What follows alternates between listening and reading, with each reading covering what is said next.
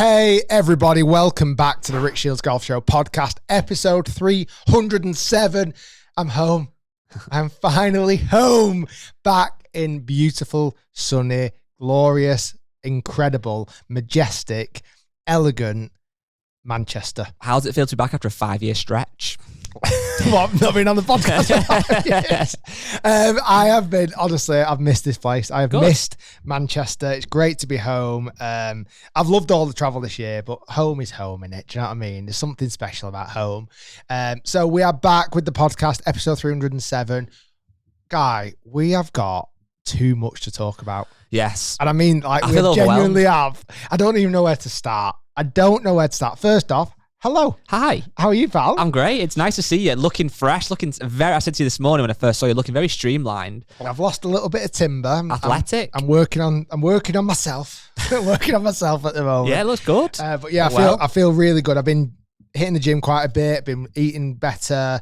Obviously, I've been well over a year now not drinking, and yeah, just feel good. For those watching the podcast, this is obviously audio and video. I'd encourage anyone who's got audio to take a quick glimpse over to see this new Rick Shiels. Got my top off. His right abs now. are 8-pack. I thought he might have a 6 at the 8-pack, but I think it shows your drink, Rick. I know you've hidden it away, but I think you've got to bring your drink up to the table, like for those watching, because this drink is some look at that. That is what, if you want to have a body like Rick, you have to have this drink. So I found out recently I'm intolerant to milk, and I was having some whey protein, but whey is milk, and basically it's no good for. This is beef protein. Wow. Apricot and mango flavour. It looks like you've done a wee in a cup and the traffic's been quite If bad. it was that, God, I'd be worried. Do you know Solero ice creams? Yeah. It's literally like melted down Solero ice creams. You don't taste the beef, and that's what the word beef feels quite heavy. No, you don't say. It's not like bacon and Solero. Well, good. But yeah, no, feeling good, feeling fresh, feeling excited about this podcast and being back and making some great content. I think, you know where we should start? I always talk about, I always have this idea of giving flowers when you can. Mm-hmm. And Tommy Fleetwood. Right, you shouldn't have done. Tommy Fleetwood, wow. Yes. Wow. I have not cried over a professional golf event for quite a while, but I was a blubbering wreck when Tommy Fleetwood won the Tour Championship at Eastlake to take his first win on USA soil. How mad is that? And after the journey he's been on this year, I mean, it is mind-blowing how he showed so much resilience, so much determination. Like, it was unreal, wasn't it? It was so good. Did you stay up for it? I did indeed, yeah. I've really, this last couple of weeks and months kind of become even, and I can't believe I'm saying this because I didn't think I could be, even more of a member of the Tommy Fleetwood Appreciation Society, because we've been so lucky. Obviously, you know him well. I know him a little bit from filming with you a few times. I've known of him since I was, 12, playing in junior events. And I think I said this to you before. Bizarrely, back then he was massive. Like, he's quite a slender guy now. Back then he was like, I felt like he was 6 foot at age 12, which he can't be because I don't think he's even 6 foot now, but it felt like he was. And he was really stocky. And he was amazing at golf. And he's obviously gone on to be amazing at golf. But filming with him, such a nice guy. He's been so close recently, and so close to the point where I felt if he doesn't end up getting across the line soon, this could scar him. Thankfully, it hadn't, and he's won the biggest event you could argue, really, or one of. How good is that, by the way? Crazy. Was it $10 million he won for it? Yeah, but I don't really understand the whole FedEx Cup thing this year. It's been a bit weird, hasn't it? How like bizarre. The head start one didn't really land, and this doesn't quite land. But either way, he won. It needs to be match play, I think. I think that's the way. Yeah, I think it has to be. To get that across the line, it wasn't a big field. However, it was 30 of the very best golfers on the planet. To win that, and then how many people from the golf media? There's a flag around the podcast section, a bit annoying, but hey, it's on your hat any second. It's gone now.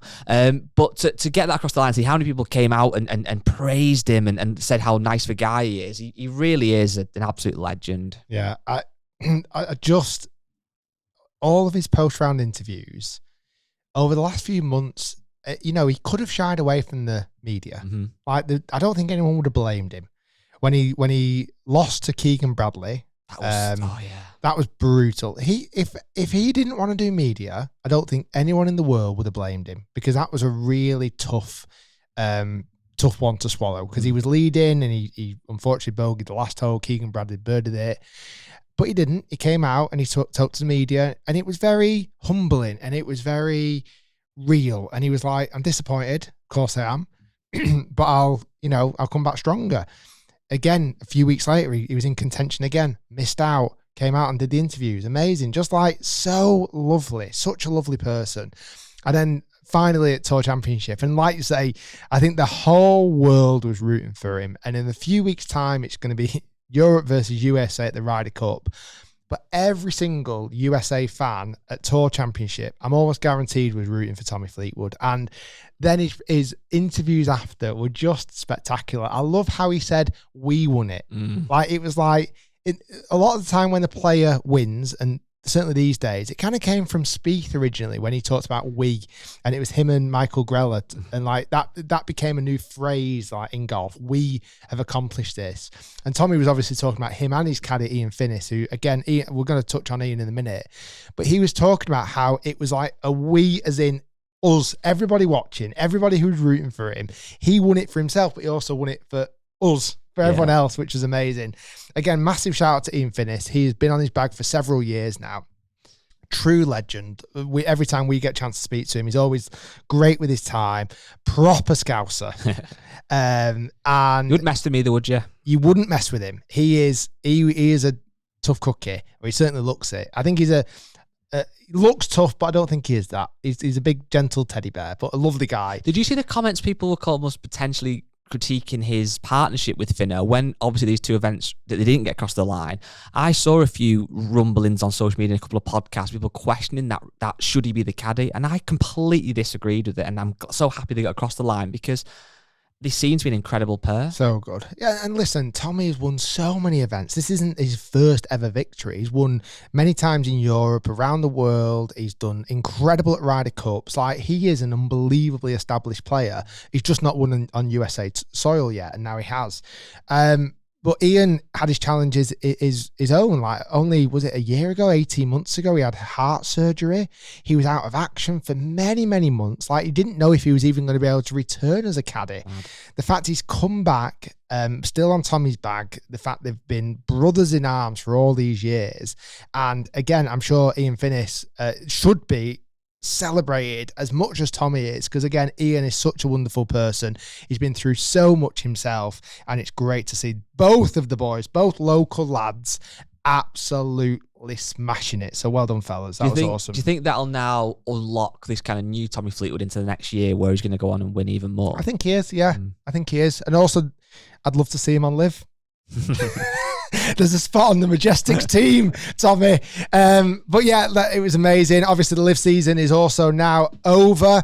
That was an incredible final few events. I mean, I've just, again, been in the States for all those last few events, Chicago, Indianapolis, and Michigan. It was a neck-and-neck race to the finish line between John Rahm and Wacko Neiman. And it's funny, actually, on both sides of professional golf this year, and Live Golf and PGA Tour, there's been lots of conversations around who has then been crowned the champion at the end of the year. Because again, you look at Tommy, he's not won a single golf event this year, and then he's become crowned and won the Tour Championship. Likewise with John Rahm, he didn't win a single Live Golf event this year. He came so close so many times, yet he was crowned the champion at the end of the year. He won the individual championship. Where someone like a Wacko Neiman, who won 5 times this year on Live, ended up not winning it. Yeah. But then you look at PGA Tour, Scotty Scheffler's won X amount of times, and he's not ended up winning the final. Like, you can kind of call it order of merit. I suppose to some degree, these end of year tournaments has almost celebrated the consistent rather than maybe the most winningest. Yeah, well, that's the word. The Tour Championship this year was a weird one, because as long as you're into the top 30, whoever won that event then obviously won the FedEx There was Cup. no head start, was there, at all, which was daft. I know that's had some negativity, but the only thing I thought was good about that was it meant that Scotty Scheffler went in, literally, like you said, with a head start because he'd done so well. So that needs ironing out for sure. I think everyone probably is in agreement with that. I think the Live one was a weird one for me because I look at it from 2 angles. The first angle, I can't believe that Wacko Neiman hasn't won the Order of Merit, quote unquote, after winning 5 times in the season. But equally, you look at John Rahm's season, his worst finish was tied 11th versus Wackin's worst finish. He had two top 20 tied, two tied 20, start again, two tied 33rds, a tied 23rd, another tied 23rd. So we did have a little bit more of it. If you imagine a graph, an up and down, if you want to call it a down season. Whereas Jon Rahm's was much closer to that top. So it's how you look, how you would quantify a season. I'm sure Jon Rahm would swap seasons with Whacking, if I'm being honest with you. I think he probably would. I mean, at the end of the day, both incredible golf from both players, and John got so close to finish. I think he was in 2 playoffs. He lost in 2 playoffs. He lost against Sebastian Munez, and also lost against Dean Burmester. So he had his chances, but like I say, he was just so unbelievably consistent all year. It then went to the team championship in Detroit, and what a battle that was! Again, that was a slightly new format. They had a in-play match between Ironheads and Majestics on the Wednesday. Majestics won that, so it was 12 teams going against each other for the final round on the Sunday, where all 4 scores counted for the 3 remaining teams, Stinger, Crushers, and Legion 13.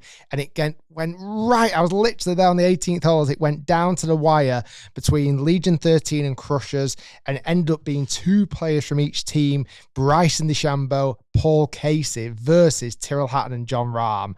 And the golf that they played in that final hole was nothing short of extraordinary spectacular. I mean, it was unbelievable. In the end, Jon Rahm and Tyrrell Hatton won it for their team. Legion 13, they ended up winning the team championship. But it was a really, really incredible battle. I think, again, being on the ground for all these live golf events, there's a couple of big takeaways, Guy. They practice really, really hard. And it's made me realise I need to maybe golf balls. It's unbelievable how much professional golfers practice. I took it for granted. They're absolute machines, and they're addicted to practice. Yeah, they just love it, and they do it all the time, all day, every day, and no wonder they're so good. The other thing was, it was great getting like really cool relationships with like Ian Poulter. I've become really pally with Jon Rahm, Wacko Neiman. Ian Poulter did unbelievable in the event in Michigan in Indianapolis to actually secure potentially his place next year on Live. Henrik Stenson ended up getting relegated, and relegation is relegation this year. Well, you know what, right? This is a weird. I've got 2 points I want to touch on Live that I want to hear your thoughts on, obviously, because you've been there pretty much. Well, you've been to every event, and a lot of them actually kind of live when the players are playing. But the first thing is, I didn't want Ian Poulter to get relegated, because I'm lucky enough to met him a few times yourself. He's a really nice guy. I do like him. There's no other way to say it. I like the guy. However, when he was close to relegation, in the end, Henrik Stenson did get relegated. A part of me, again, nothing personal to Henrik at all, he seems like an unbelievable bloke, very talented golfer, Open champion, etc. I liked the fact that a big name got relegated, because I think it gave that whole relegation much more meaning, that they actually were going to get relegated. It's part of the success of like the Premier League that, in theory, this year, Man United or Man City or Liverpool, I doubt it, but, could get relegated. There's that jeopardy across the line.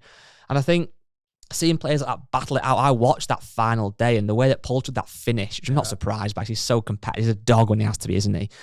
And then Stenson needs that more often. Yeah, I know. But then the way that Stenson did essentially get booted out, for want of a better phrase, you thought, wow. And then the other point I would like to make as well, and again, I'm keen to hear your thoughts on it. I still, and you've said this yourself, I find when I do watch Live Golf that I'm so much more engrossed by the individual than the team events. Yeah. However, the last event of the year, being solely team events, did feel more like a team event naturally, because it was. I still think they've got a little bit of work to do, there, haven't they, with making the teams resonate in terms of who do you choose to follow. But then secondly, when you are watching it, give us more of that team story rather than just seeing Whacking Neiman go and win. I've seen a shift in this last year from the first event to the final event. And there's been obviously from all different places around the world. Literally, we've been to Riyadh, Adelaide, South Korea, Hong Kong, Singapore. Been some amazing, amazing places. Valderrama in Spain, obviously JCB, several events in the USA. Over the course of the year, there is definitely now starting to become very obvious who is supporting what team, and which team is actually getting the bigger followings. Do you get what I mean? Like in America for that last event, it was almost like Team Crushers were the USA team. Right. And literally, as they were getting chanted, USA, USA, where you turn to the Legion 13 team, They weren't getting any of that, even though they've got an American on the team in Caleb Surratt. It was almost more like a Ryder Cup format because it was, and even though Paul Casey was obviously he's on Crushers. He's English, yeah. I still think there's a real narrative to be had with teams being associated with countries. I think it has to go that way. It really does. Rippers, Australian. Like it's just clear. It's obvious. Will Majestics go fully English now? Then I think they've got an opportunity to do so. Obviously, Majestics have always talked about them being the UK team, but there's always a bit of an asterisk because you've got Henrik Stenson there, and as much as he is an amazing person, lovely guy, unbelievable golf, had such an incredible history. When you look at trying to build a team support, he is the outlier on that team. Right now, you've got Lee Westwood, Sam Horsfield, Ian Poulter. Maybe a player from another team moves. Get Casey on there. Casey, Tyrrell Hatton, Tom McKibben. There's several out there that could fill that gap potentially. Or does someone new come in? Does a Tommy Fleetwood come in? I don't know. But I think there's 4 golfers there who are all from the UK. That's your UK team. Do you think there will be any? I mean, you don't know what you can say, what you do know. Do you think there will be any signings over this off season? There has to be, yeah. So the way to get back on, because Henrik Stenson could get back on. He has to go and play in the promotions event. So basically, it's a one-off event where X amount of play, almost like open qualifying. Yeah. You go, and do you remember last year? I think they did it in Dubai or Abu Dhabi. There were some huge named European golfers who normally play on DP World Tour was entering a promotions event to get a spot in Live. Wow. Like it was almost like their golden ticket to get a spot on Live. It could happen that way. So what typically happens then, from what I understand, you've got the promotions event. They'll know near the time how many spots are available, whether it be in 2, 3, 4, 5, 6. I don't know how many spots might be available. Then once those players qualify, then they'll either be signed by a team. So Majestics might go, I can't think of a name off the top of my head. Who's the lad that's doing really well? Marco Peng. Yeah. Let's say Marco Peng went to regional qualifier, went to Live Promotions qualifier, won it. Majestics might go, wow, we'll have you, please come and join our potentially UK team. Might not land like that. It might not do, but I think this is a time where right now you then have, I think you've got 4 country teams. You've got Rippers, obviously Australian, Stinger, obviously South Africa, where we're going again next year, or going to the first time next year. So they'll have their home event. You could then have the Majestics as UK. I still think High Flyers should lean into the USA team because they're the only team with all USA players. Didn't know that. Now, Andy Ogletree got relegated. That was quite an emotional seeing that. But they could easily get an American back in that team. High Flyers could really push on this kind of USA narrative. Again, I think a bit like the Crushers could do with Bryson being Captain America. 4 aces again. They've got Patrick Reed, Dustin Johnson, Howard Varner III, but then you've random got Thomas Peters, who's Belgium. They could be a USA team. So anyway, it's been great. Listen, I've loved the time this year being on Live. It's been amazing, traveling the world, getting to spend time with incredible players. Really excited about next year and looking forward to filming even more content, better content, having more opportunity with bigger name players, more matches, more collaborations, lots of really exciting things. But yeah, unbelievable first year in the books for Live Golf for myself and the channel and the team. And we've got to see some amazing places. Probably Singapore was probably one of my favorite places I went to this year. Just beautiful, stunning. Loved my time in Valderrama. Like, we had this amazing Airbnb with this beautiful pool, and we got to go and play Valderrama a couple of times, which is an outrageous golf course. So yeah, lots of exciting things have happened this year, but super excited about what's to come as well. Speaking of team golf, great segue. Later this month, we have got the Ryder Cup at Bethpage. And so we're recording this Monday, in about a couple of hours from now, but by the time this podcast goes live, Europe will have named their obviously 12-man team. The team so far who's been automatically kind of picked, or qualified, should I say, Tommy Fleetwood, legend, Tyrrell Hatton, Rasmus Højgaard, Bob McIntyre, Rory McIlroy, and Justin Rose. That is the current guys who are absolutely locked in. So you look at that and thinking that is a strong team. However, there's going to be a bit of a headache, I would say, for Luke Donald, but a nice headache to have is who are his 6 remaining picks. There's a lot of guys who aren't going to make the team who you think are great names. But it's looking like he's probably going to pick Shane Lowry, kind of goes without saying, John Rahm, your friend, Aberg, Matt Fitzpatrick, Sepp Straka, and Victor Hovland. But some of the names that won't make the team, Guys like Harry Hall, who's had such an amazing year this year on the PGA Tour, so consistent. Matt Wallace, who narrowly missed out yesterday. Aaron Ryder had a really solid season. Marco Penge, who I think would be a great addition, but he's obviously not got that much experience playing in the States. But what a player he's looking to be and will go on to be, and I'm sure he will be at future Ryder Cups. Again, when this podcast goes live, we will know that team. But are those guys that currently looking like they'll get snubbed? Do you think there is any surprise that could last minute? Again, we might look silly and have egg on our face because this will be out by the time it's announced. But are you thinking there's any of those outsiders that could get in? Am I right in saying that the team is exactly the same as Rome, bar the twin brothers have swapped? Yeah. Is that right? I think that's the way it's looking, yeah. Wow. I Crazy. I wonder if that's from like a cost perspective. Do you get what I mean? So you don't have to print the caddy bibs again. You don't have to print the scoreboards again. Because even the whole guy, you just change the first letter.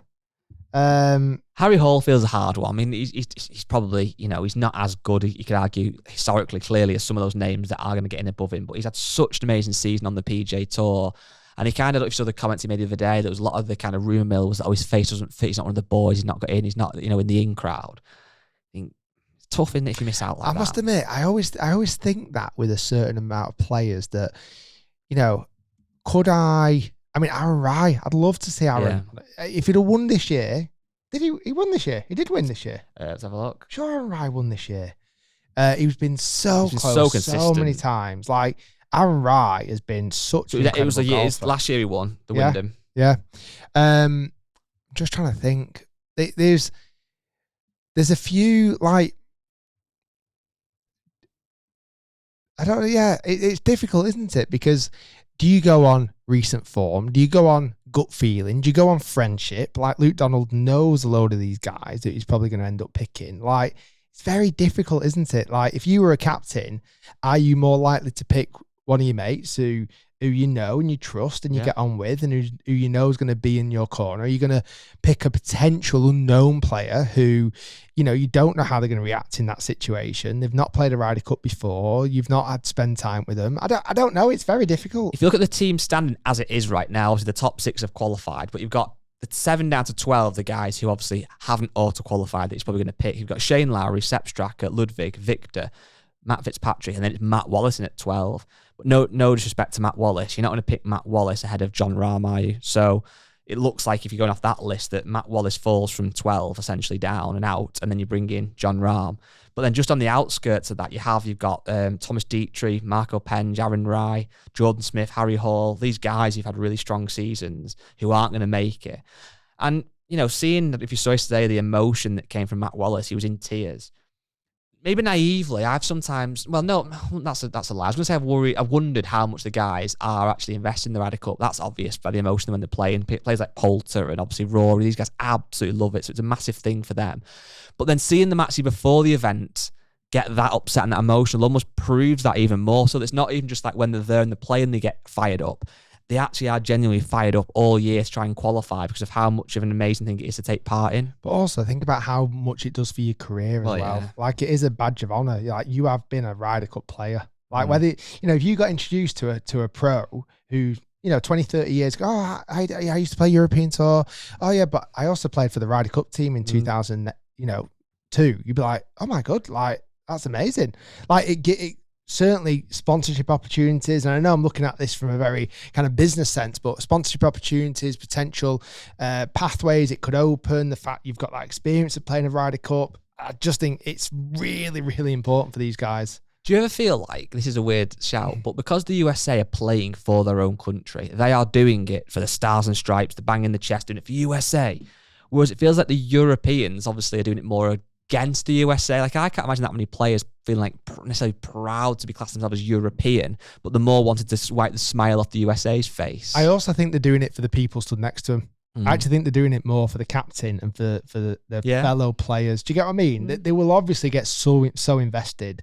And, if I was playing a Ryder Cup, I wouldn't be thinking about doing it for Europe as a whole. I'd probably be thinking about doing it for my mates back home and, the people who I know, and also the people I'm stood side by side with, those 12 players on the Ryder Cup team, where you're right, the USA have got this kind of, they are doing it for their country. They're doing it for President Trump. They're doing it for, it means so much. I don't know if it means more, but it just means slightly different to them. On paper, and I might be stepping the mark a little bit here, on paper, it does seem like, right, we've got an unbelievably stronger team. What's the USA team? So they've got, obviously, Scotty Scheffler. I mean, he's all right. He can play a bit. You've got JJ Spawn. You've got Xander Schauffele. You've got guys like Russell Henley, who I know they're not necessarily the names that you're necessarily like, the glamorous names, as bad as that sounds, but so solid, such a good season. Again, Harris English, I think, falls in that category. You've got Bryson. You've then got, where did we go? Sorry, I just lost it. Sam Burns, Cantlay, Ben Griffin, again, not a name that a lot of people really know about, but he's just a really solid year on the PGA Tour. Justin Thomas, Cameron Young. They've got some talented players, but you've not got your standout names, obviously like your Spieth, your Ricky Fowlers, some of those kind of more. Obviously, Keegan Bradley decided not to play, which is a debate because the way he's played this year, he absolutely should be on the team, was the captain. So is that something he clearly didn't feel comfortable doing? You've not got your kind of Wyndham Clarks, etc. But yeah, I mean, they have got, I'm going to say this right, they have got a terrible team. Do you think? That is a terrible team. Name the terrible names without being namist. Apart from the big name players. Apart from Scotty and Bryson. Morikawa? Yeah, ish. Xander? Ish. Xander had a great last year. Justin Thomas is on, yeah. It's not pedigree, is it?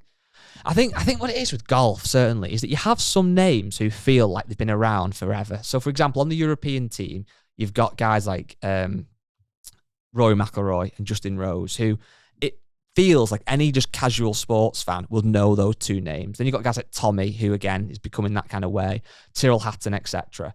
But then you look at the US team, there is a lot more guys who probably are a bit more niche, if you like, in the world. Like, I wouldn't expect any of my friends who are loosely golf fans or who watch the Ryder Cup occasionally to know who Ben Griffin is, or even Harris English or Russell Henley. But these guys are great golfers, so my heart does lead me in my head towards Europe. Maybe that's a bit biased, but the thing is, history shows us the home Ryder Cup has such a massive advantage. I do think that'll be a big factor. Like, apart from when we turned them over at Medina in 2012, I think over the last 10, 15 years or so, it's been very much Europe winning Europe, USA winning the USA.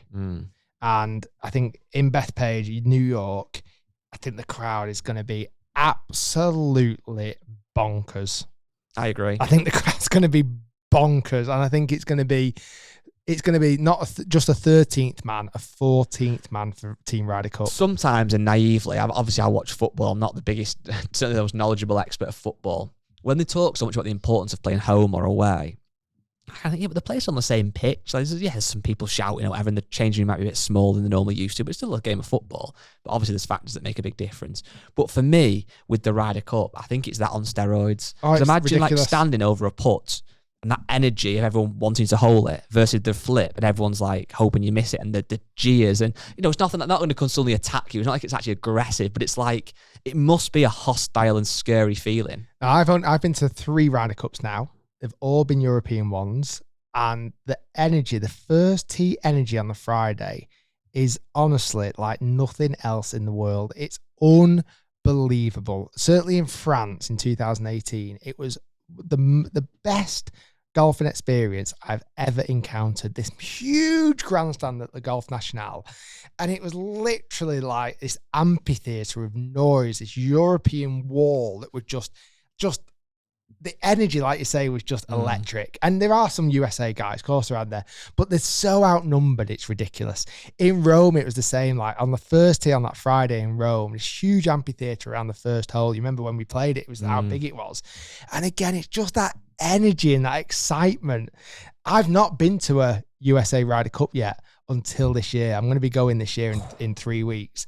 And I can't wait to see the contrasting difference. Like, European chants are so much better than the USA chants. They're funnier, they're cleverer, they hype the players up more.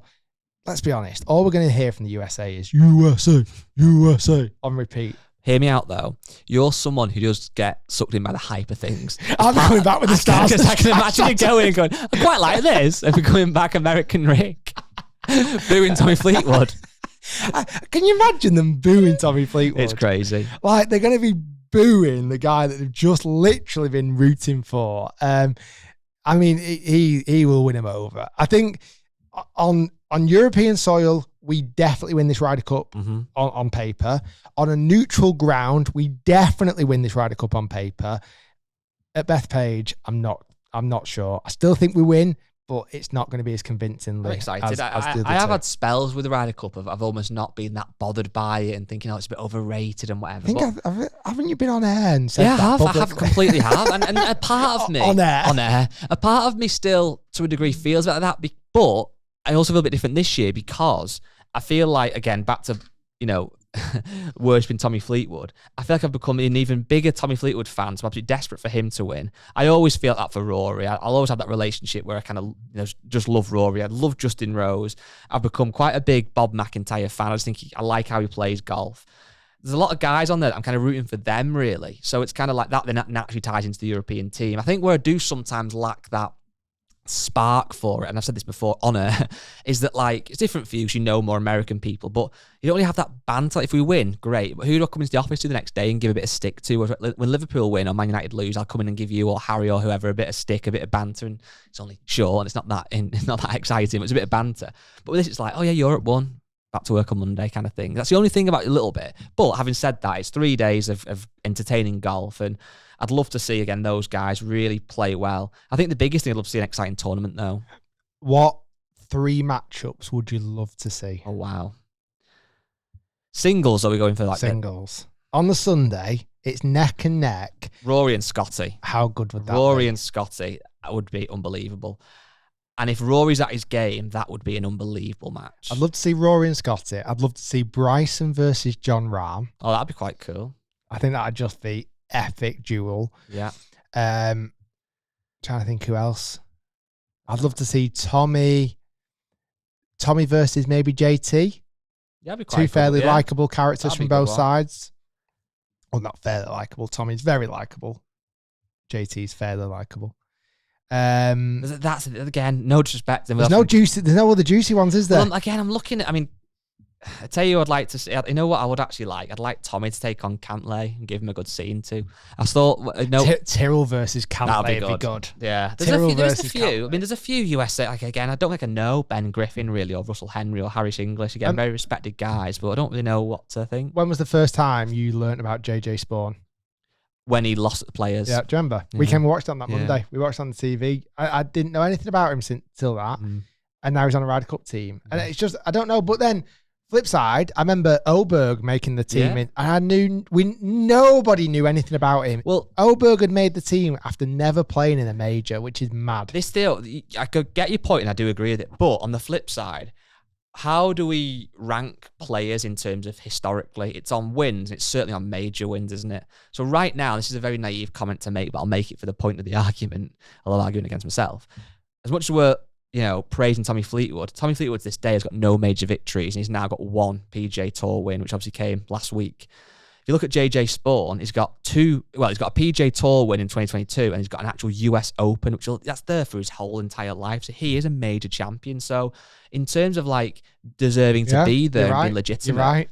Not like Tommy wasn't playing in that event, was it? Exactly, but it's just obviously Tommy's had that longevity, and we feel like we know him so much more, and he's been around the block. More of a household name. Absolutely. I think that's the big thing. Like, I feel like our team is much more household names. Now, that doesn't always play into our advantage, but yeah, I'm really, really excited for it. Like I say, Keegan Bradley decided not to play. He would have got scrutinised either way. I think this was the way that he got scrutinised the least. But yeah. I think he took on responsibility to being a captain, which I still think was weird. Like, I still think there was other people surely could have asked being captain before Keegan Bradley. He took the captaincy, and then he's had the great season, unbelievable season. And you're right, would he have been ranked maybe 3rd or 4th? I don't know. Automatic? I think it was a bit lower than that, but was he automatic still? I think, yeah. I mean, that's unbelievable. So oh no, he was a pick. Oh, would he have been picked? Picked for himself? I think so, yeah. Yeah, it was. He didn't pick himself. Yeah, that's right. Wow. Because automatic, would he have had to play? That's a good question. I think he would have to give the captain to somebody else, wouldn't he? But yeah, he didn't pick himself. But he was definitely, if you had done, you'd say, well, he deserves to be there on merit. He's had an amazing season. But hey, it's exciting. I want to tell you about something. When I was in America, between to the live golf events, I went to the most incredible venue I've ever been in my life, ever, and participated in what I think is going to be the biggest online golf tournament that's ever happened. Is your hat a clue? My hat is a very big clue. So we went down to, let's do a bit of a backstory. About a year and a half ago, Dave Portnoy, who is the president of Barstool Sports, was on a podcast talking about golf creators, influencers, etc. He asked the question, who's the best player? And nobody had an answer because there hasn't ever been an answer. He said, okay, I'm going to put $1 million on the line. Let's find out who the best golfers are. Okay. I think that narrative slightly changed from being who's the best golfer to let's make a really fun, entertaining product and put $1 million on the line. Yeah. So all we got told that it was a collaboration between Bob Does Sports and Barstool Sports. Just explain Barstool to those who don't know.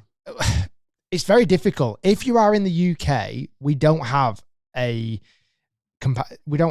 that compares to it. Probably the closest would be like Lad Bible. Yeah. Would that be fair? I'm thinking so, yeah. But Barstool is on another level. It's very college frat. It's very sports driven. Dave Portnoy, incredible entrepreneur. He sold his business for $550 million to a betting site. So it was going to end up becoming a betting site. It failed. He bought Barstool Sports back for $1. Nice. So he's got a penny or two. Really nice guy, actually. Really, really liked him. I got to spend a bit of time with him online. He has this kind of, this persona, which I don't think kind of marries up to his real life. He was very nice in real life, where his online persona is quite outspoken and brash, and maybe I just saw a different side to him.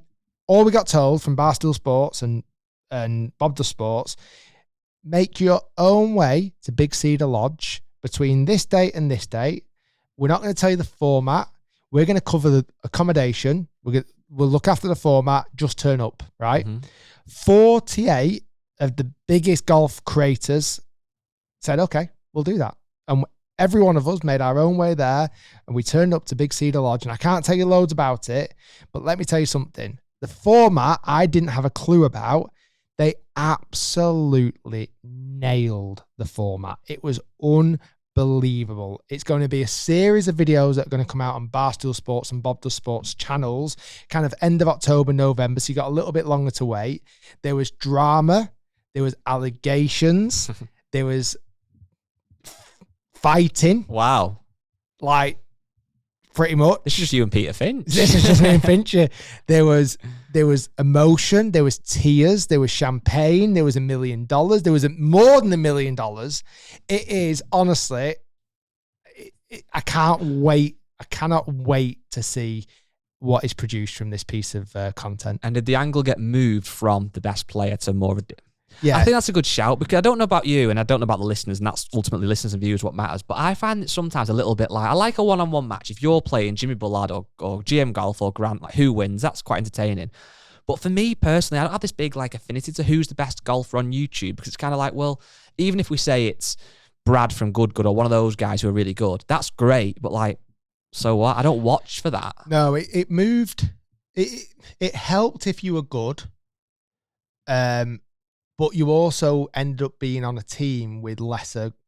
It was all about the team. Yeah, so it was like handicap essentially. Yeah, it was honestly, it was so clever how it was done. There was officially no handicaps, but it was drafted and everyone had different tiers. It was very, very, very, very cleverly done. And honestly, I think it's going to be amazing. But apart from that, Big Cedar Lodge, where the event took place, I'd only ever really seen it online. So Payne's Valley is the cap I'm wearing right now. Tiger Woods designed the golf course. Is it Payne after Payne Stewart, I take it? Correct. Yeah. Because he apparently lived around near there in like Missouri / the Ozarks. And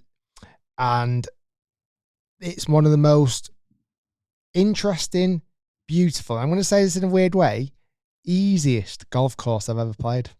Easiest. Easiest. Now you're talking my language. Easiest. It's when you look at it, you're like, oh my God, it's so beautiful. It's really well manicured. You've got these amazing waterfalls. You've got these island greens. You've got all this going on. But It's really easy. It's wide. Oh, I love The it. rough isn't that thick. The greens are huge. It's not that long. It's a very playable golf course. Like, it's really, really, really good. Do you remember a few years ago, they actually had a match there, and it was Tiger and Tiger and JT versus Justin Rose and Rory. And they had like this match against each other, all mic'd up and this, that, and that. It was really entertaining. I've watched it since. And then iconically there at Paynes Valley as well, they've got this 19th hole, which is this island green, about 130 yards. They have cameras rolling all the time, like these CCTV cameras rolling all the time. And if you do get a hole in one, you get a cash prize. Oh, wow. And then they had this new golf course called Cliffhangers, this par 3 course, 18-hole par 3 course. Wow. The first hole, oddly but quite unique, you had to use putter. Old putter only. It's like it's massive downhill, a bit crazy golf. But after that, it's unbelievable. Holes from like 40 yards up to about 190 yards. There's one hole, the third hole, where you actually tee off inside a waterfall and you hit the shot out of the water.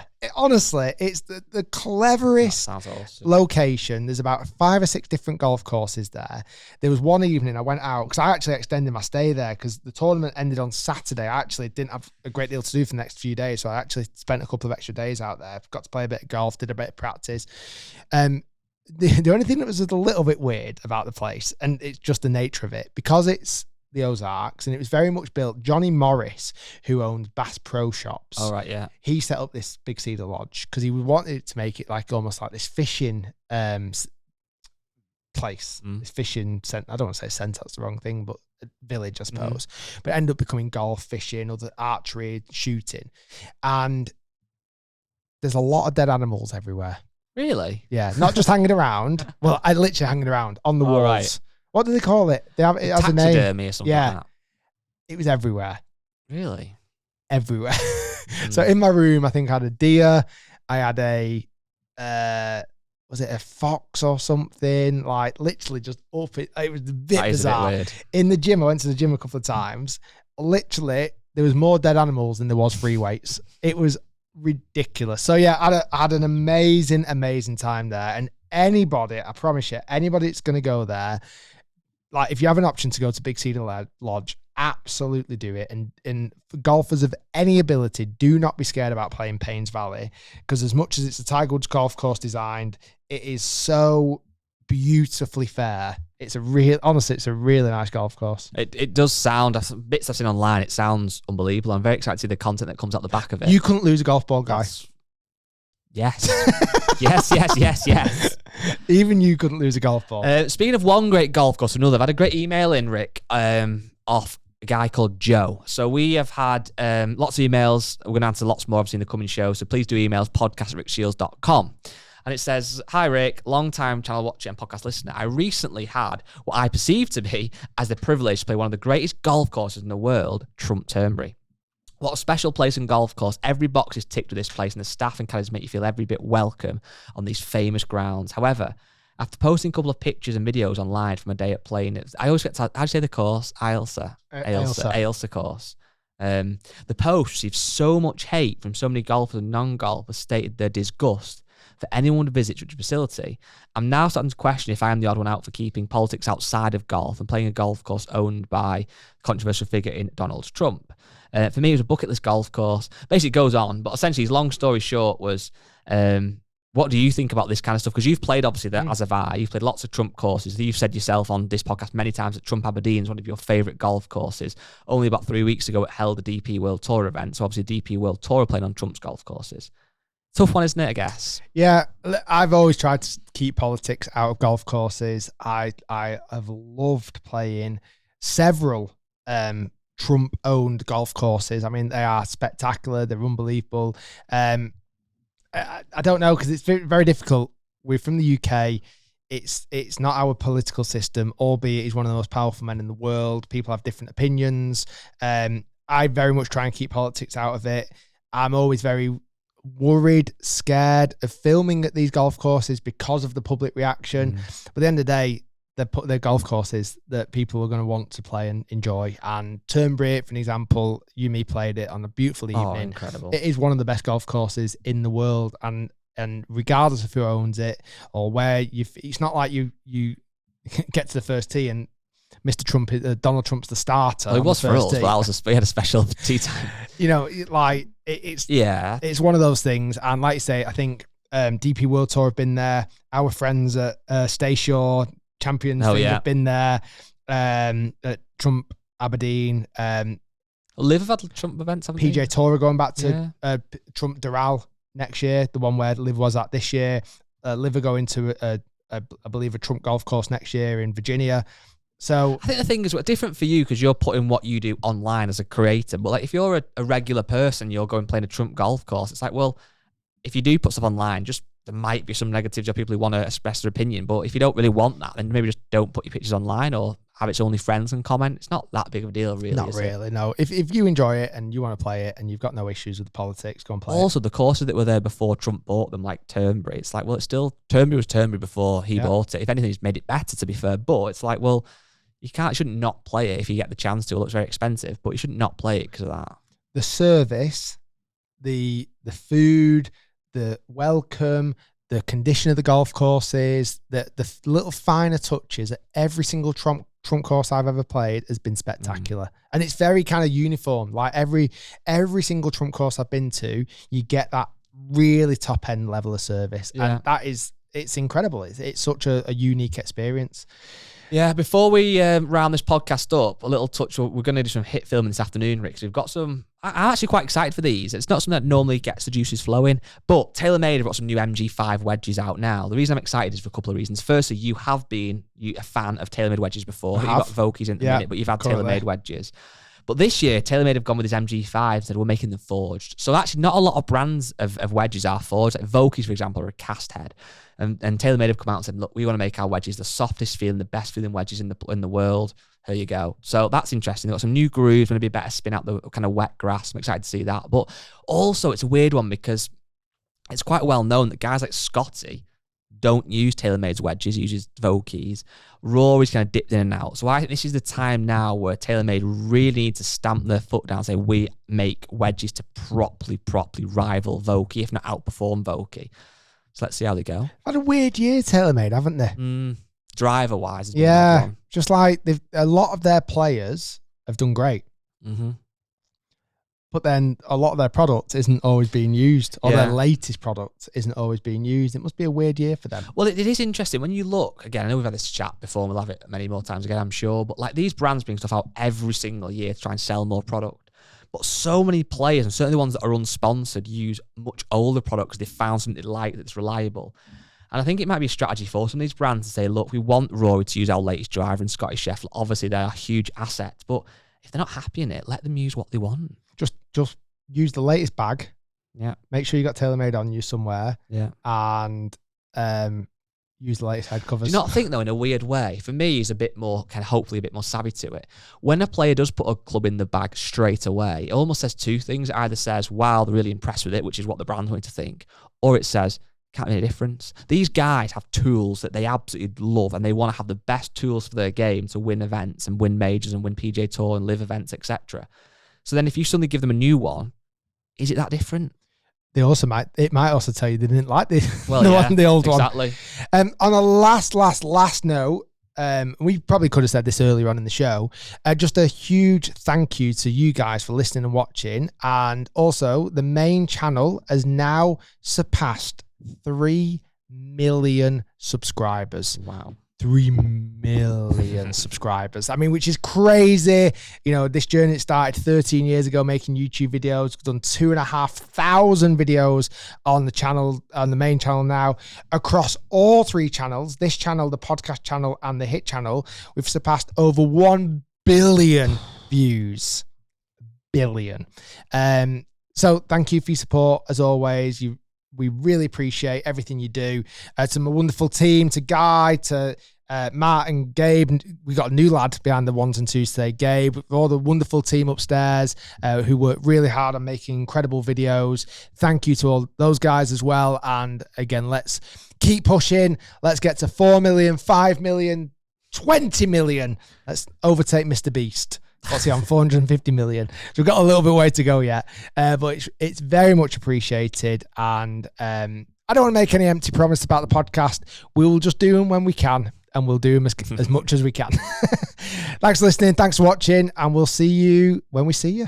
Bye.